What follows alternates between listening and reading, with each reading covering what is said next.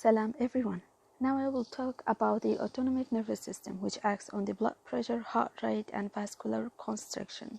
It consists of the sympathetic, fight or flight, and the parasympathetic, rest or digest.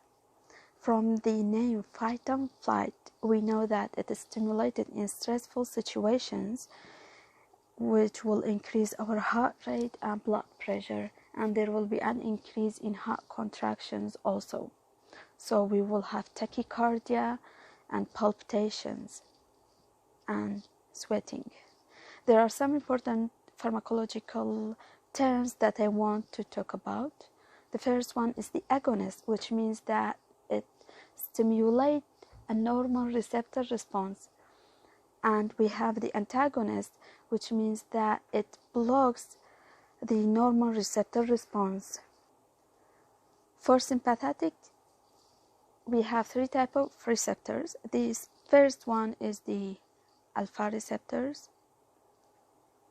which are subdivided into alpha 1 receptors and alpha 2 receptors.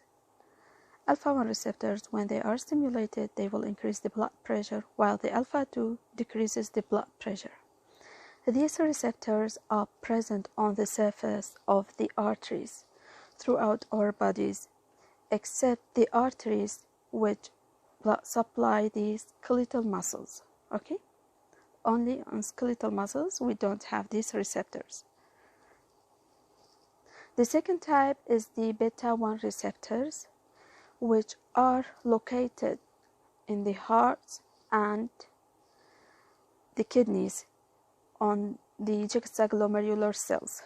So when an agonist medication to beta 1 receptor, it will stimulate the function of the heart and the juxtaglomerular cells on the kidneys.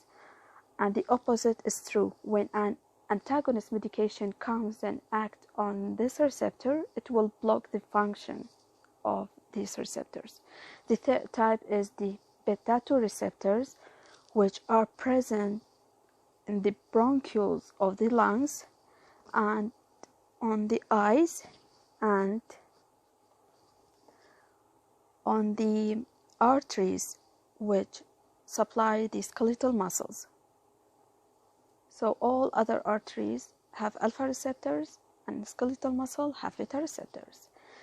Thank you very much, and I hope that this video was useful.